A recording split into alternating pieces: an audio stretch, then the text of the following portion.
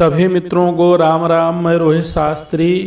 आज हम बात करेंगे माघ महीना के स्नान के लिए मुख्य जो तीर्थ है, क्या नियम करना चाहिए, किस प्रकार से बिना तीर्थ गए ही घर में रहकर हमें पूरे माघ महीने का पुण्य प्राप्त होगा, क्या नियम है और क्या परहेज करना चाहिए, क्या दान करना चाहिए, इन सब की जानकारी हम अपने जो 18 पुराण हैं उन पुराणों के माध्यम से पद्म पुराण के उत्तरखंड से ये आपको जानकारी प्राप्त कराऊंगा।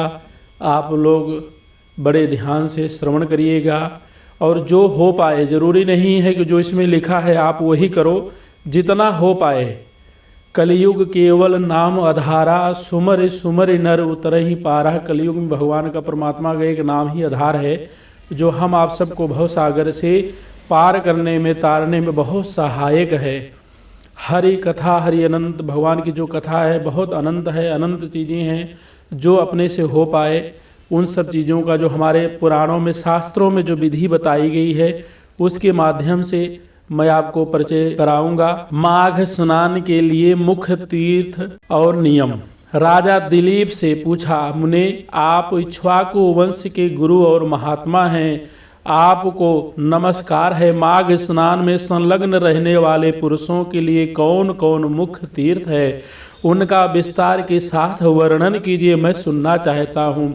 वशिष्ठ जी ने कहा, राजन, माघ मास आने पर बस्ती से, नगर से बाहर जहाँ कहीं भी जल हो उसे सब ऋषियों ने गंगा जल के समान बतलाया है। तथापि मैं तुमसे विशेषतः माघ स्नान के लिए मुख्य तीर्थों का वर्णन करता हूँ। पहला है तीर्थराज प्रयाग। वह बहुत विख्यात तीर्थ है। प्रयाग सब तीर्थों में कामनाओं की पूर्ति करने वाला तथा धर्म, अर्थ, काम और मोक्ष चारों पुरुषार्थों को देने वाला है। उसके सिवा नैमिसारण, कुरुक्षेत्र हो गया, हरिद्वार, उज्जैन, सरयू नदी, यमुना, द्वारिका, अमरावती, सरस्वती और समुद्र का संगम, गंगा सागर संगम, कांची, त्र्यंबक तीर्थ, सप्त गोदावरी का तट, कालंजर प्रवास, बद्रिका आश्रम, महालय, ओमकार क्षेत्र, पुरुषोत्तम क्षेत्र, जगन्नाथपुरी, गोकर्ण, भृगुकर्ण, भृगुतुंग, पुष्कर, तुंगभद्रा, कावेरी, कृष्णावेणी, नर्मदा, सुवर्णमुखरी तथा वेगवती नदी, ये सभी माघ मास में स्नान करने वालों के लिए मुख्य तीर्थ हैं। गया नामक जो तीर्थ है वह पितरों के लिए तृप्तिदायक और हितकर है। ये भूमि पर विराजमान तीर्थ हैं जिनका मैंने तुमसे वर्णन किया है। राजन, अब मानस तीर्थ बतलाता हूँ जो मन के द्वारा किया जाता है, सुनो। उनमें भली भांति स्नान करके मनुष्य परम गति को प्राप्त होता है। सत्य तीर्थ, क्षमा तीर्थ, इंद्रिय निग्रह तीर्थ, सर्वभूत दया तीर्थ, आर्जव जो सरलता तीर्थ, दान तीर्थ, दम माने होता है मनोनिग्रह तीर्थ, संतोष तीर्थ, ब्रह्मचर्य तीर्थ, नियम तीर्थ, मंत्र जप तीर्थ, प्रिय भाषण तीर्थ, ज्ञान तीर्थ, धैर्य तीर्थ, अहिंसा तीर्थ, आत्म तीर्थ, ध्यान तीर्थ और विस्मरण तीर्थ, ये सभी मानस तीर्थ, मन की शुद्धि सब तीर्थ से उत्तम। शरीर से जल में डुबकी लगा लेना ही स्नान नहीं कहलाता। जिसने मन और इंद्रियों के संयम में स्नान किया है वास्तव में उसी का स्नान सफल है, क्योंकि वह पवित्र एवं स्नेह युक्त चित्त वाला माना गया है। शास्त्रों में लिखा बताया गया, सत्यम तीर्थम, क्षमा तीर्थम, तीर्थम इंद्रिय निग्रह, सर्वभूत दया तीर्थम, तीर्थमार्जयमेव च, दानम तीर्थम, दमस्तीर्थम, संतोष तीर्थमेव च, ब्रह्मचर्यं परम तीर्थम, नियमस्तीर्थमुच्यते, मंत्राणां तु जपस्तीर्थम, तीर्थम तु प्रियवादिता, ज्ञानं तीर्थम, धृतिस्तीर्थम, अहिंसा तीर्थमेव च, आत्मतीर्थम, ध्यान तीर्थम, पुनस्तीर्थम, शिवस्मृतिः, तीर्थानाम् उत्तमं तीर्थम, विशुद्धिर्मनसा पुनः, न जलाप्लुत देहस्य स्नानं, इत्यभिधीयते। न स्नातो यो नमस्नातः शुचिस्निग्धमनामतः। जो लोभी, चुगलखोर, क्रूर, दंभी और विषय लोलुप हैं, वह संपूर्ण तीर्थ में स्नान करके भी पापी और मलिन ही बना रहते हैं। केवल शरीर के मैल छुड़ाने से मनुष्य निर्मल नहीं होता है, मन की मैल धुलने पर ही वह अत्यंत निर्मल होता है। जलचर जीव जल में ही जन्म लेते हैं और उसी में मर जाते हैं, किंतु इससे वे स्वर्ग को नहीं जाते, क्योंकि उनके मन की मैल नहीं धुली रहती। विषयों में जो अत्यंत आसक्ति होती है उसी को मानसिक मल कहते हैं। विषयों की ओर से वैराग हो जाना ही मन की निर्मलता है। दान, यज्ञ, तपस्या, बाहर भीतर की शुद्धि और शास्त्र ज्ञान ही तीर्थ ही है। अतः अंतःकरण का भाव निर्मल हो तो ये सब के सब तीर्थ हैं। जिसने इंद्रिय समुदाय को काबू में कर लिया है, वह मनुष्य जहाँ जहाँ निवास करता है वही वहीं उसके लिए कुरुक्षेत्र, नैमिषारण्य और पुष्कर आदि तीर्थ प्रस्तुत हैं। जो ज्ञान से पवित्र, ध्यान रूपी जल से परिपूर्ण और राग द्वेष रूपी मल को धो देने वाला है, ऐसे मानस तीर्थ में जो स्नान करता है वह परम गति को प्राप्त होता है। राजन, यह मैंने तुम्हें मानस तीर्थ का लक्षण बतलाया है। अब भूतल के तीर्थों की पवित्रता का कारण सुनो। जैसे शरीर के कुछ भाग परम पवित्र माने गए हैं, उसी प्रकार पृथ्वी के भी कुछ स्थान अत्यंत पुण्यमय माने गए हैं। भूमि के अद्भुत प्रभाव, जल की शक्ति और मुनियों के अनुग्रह पूर्वक निवास से तीर्थों को पवित्र बताया गया है। इसलिए भौम और मानस सभी तीर्थों में जो नित्य स्नान करता है वह परम गति को प्राप्त होता है। प्रचुर दक्षिणा वाले अग्निष्ठ होम आदि यज्ञों से यजन करने से भी मनुष्य उस फल को नहीं पाता जो उसे तीर्थ में जाने से प्राप्त होता है। जिसके दोनों हाथ, दोनों पैर और दोनों मन भली भांति काबू में हो तथा जो विद्या, तप और कीर्ति से संपन्न हो, वह तीर्थ के फल का भागी होता है। जो प्रतिग्रह से निवृत्त, जिस किसी वस्तु से भी संतुष्ट रहने वाला और अहंकार से मुक्त है, वह तीर्थ के फल का भागी होता है। श्रद्धा पूर्वक एकाग्रचित्त हो तीर्थ की यात्रा करने वाला धीर पुरुष कृतज्ञ न हो तो भी शुद्ध हो जाता है। फिर जो शुद्ध कर्म करता है उसकी तो बात ही क्या है, वह मनुष्य पशु पक्षियों की योनि में नहीं पड़ता, बुरे देश में जन्म नहीं लेता, दुख का भागी नहीं होता, स्वर्ग लोक में जाता है और मोक्ष का उपाय भी प्राप्त कर लेता है। अश्रद्धालु, पापात्मा, नास्तिक, संशयात्मा और केवल युक्तिवादक सहारा लेने वाला, ये 5 प्रकार के मनुष्य तीर्थ फल के भागी नहीं होते।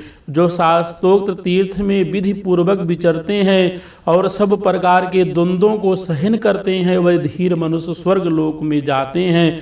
तीर्थ में अर्घ्य और आवाहन के बिना ही श्राद्ध करना चाहिए। वह श्राद्ध के योग काल हो या ना हो, तीर्थ में बिना विलंब के श्राद्ध और तर्पण करना उचित है। उसमें विघ्न नहीं डालना चाहिए। अन्य कार्य के प्रसंग में भी तीर्थ में पहुंच जाने पर स्नान करना चाहिए। ऐसा करने से तीर्थ यात्रा का नहीं परंतु तीर्थ स्नान का फल अवश्य प्राप्त होता है। तीर्थ में नहाने से पापी मनुष्य के पाप की शांति होती है। जिसका हृदय शुद्ध है उस मनुष्य को तीर्थ शास्त्रोक्त फल प्रदान करने वाला होता है। जो दूसरे के लिए तीर्थ यात्रा करता है वह भी उसे पुण्य का 16वां अंश प्राप्त कर लेता है। कुछ की प्रतिमा बनाकर तीर्थ के जल में उसे स्नान करावे, जिसके उद्देश्य से उस प्रतिमा को स्नान कराया जाता है, वह पुरुष तीर्थ स्नान के पुण्य का 8वां भाग प्राप्त करता है। तीर्थ में जाकर उपवास करना और सिर के बालों का मुंडन कराना चाहिए। मुंडन से मस्तक के पाप नष्ट हो जाते हैं। जिस दिन तीर्थ में पहुँचे उससे पहले दिन उपवास करे और दूसरे दिन श्राद्ध या दान करे। तीर्थ के प्रसंग में मैंने श्राद्ध को भी तीर्थ बतलाया है। यह स्वर्ग का साधन तो है ही, मोक्ष प्राप्ति का भी उपाय है। इस प्रकार नियम का आश्रय ले माघ मास में व्रत ग्रहण करना चाहिए और उस समय ऐसी ही तीर्थ यात्रा करनी चाहिए। माघ मास में स्नान करने वाला पुरुष सब जगह कुछ ना कुछ दान अवश्य करे। बेर, केला और आंवले का फल, शेर भर घी, शेर भर तिल, पान, 1 आढ़क चावल, कुम्भर, कोहड़ा और खिचड़ी, ये 9 वस्तुएं प्रतिदिन ब्राह्मणों को दान करनी चाहिए। जिस किसी प्रकार हो सके माघ मास को व्यर्थ नहीं जाने देना चाहिए। किंचित सूर्योदय होते माघ स्नान करना चाहिए तथा माघ स्नान करने वाले पुरुष को यथाशक्ति शौच, संतोष आदि नियमों का पालन करना चाहिए। विशेषता ब्राह्मणों और साधुओं, सन्यासियों को पकवान भोजन कराना चाहिए। जाड़े का कष्ट दूर करने के लिए बोझ के सूखे लकड़ी का दान करे। रोई भरा अंगा सिरहाना, सैया, गद्दा, यज्ञोपवीत, लाल वस्त्र, रुईदार रजाई, जायफल, लौंग, बहुत से पान, विचित्र विचित्र कंबल, हवा से बचाने वाले जितने भी सामान होते हैं, गृह मुलायम जूते और सुगंधित उबटन दान करे। माघ स्नान पूर्वक घी, कंबल, पूजन सामग्री, काला अगर, धूप, मोटी बत्ती वाले दीप और भांति भांति के नैवेद्य से माघ स्नान जनित फल की प्राप्ति के लिए भगवान माधव की पूजा करें। माघ मास में डुबकी लगाने से सारे दोष नष्ट हो जाते हैं और अनेकों जन्मों के उपार्जित संपूर्ण महापाप तत्काल विलीन हो जाते हैं। यह माघ स्नान की मंगल का साधन है, यही वास्तव में धन का उपार्जन है तथा यही इस जीवन का फल है। भला माघ स्नान मनुष्यों को कौन कौन सा कार्य नहीं सिद्ध करता, वह पुत्र, मित्र, कलत्र, राज, स्वर्ग तथा मोक्ष को भी देने वाला है। जो भक्त तीर्थ स्थल पे नहीं जा पाए, घर में प्रातः सूर्योदय से पहले ही स्नान करने का विधान बताया गया है। इस स्नान की महिमा इतनी बताई गई है कि हमें धर्म, अर्थ, काम और मोक्ष, जिस कामना से आप माघ महीना में आप अगर व्रत रखें, नहीं रख भी पाएँ, उसकी हमें से कोई विशेष प्रयोजन नहीं है, लेकिन स्नान करने का बहुत बड़ा महात्म्य बताया गया है। प्रातः सूर्योदय से पहले उठ करके स्नान करें। स्नान के लिए जो जल आप लें, पहले गंगा जल उसमें डाल करके दूसरा जल उसमें मिला करके भर लेंगे और माता गंगा, यमुना और सरस्वती का ध्यान करते हुए स्नान करेंगे। आपको अवश्य ही गंगा स्नान का पुण्य मिलेगा।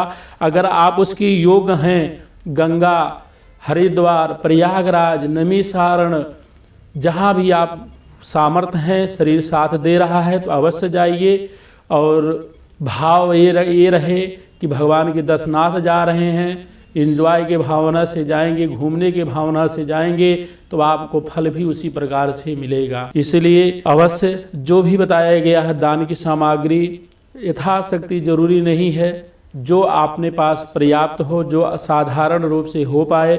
मन को निर्मल रखना है, द्वेष भावना को परित्याग करना है, ब्रह्मचर्य का पालन करना है, अनावश्यक किसी का भी हमें चुगली नहीं करना, कोई बुराई नहीं करना है। माघ का जो महीना है भगवान शिव और नारायण दोनों सभी की कामनाओं को मन इच्छित वरदान देने वाले हैं। अवश्य इसका लाभ उठाएं और रोज डेली आपको माघ महात्म्य की कथा आपको मिलती रहेगी। जो भी भक्त हमारे चैनल को लाइक सब्सक्राइब नहीं किए हैं वो लाइक सब्सक्राइब करें और रोज डेली का व्रत त्योहार की सब कथाओं को श्रवण करें और लाभ उठाएं, अपने जीवन को धन्य करें। जय जय श्री राम।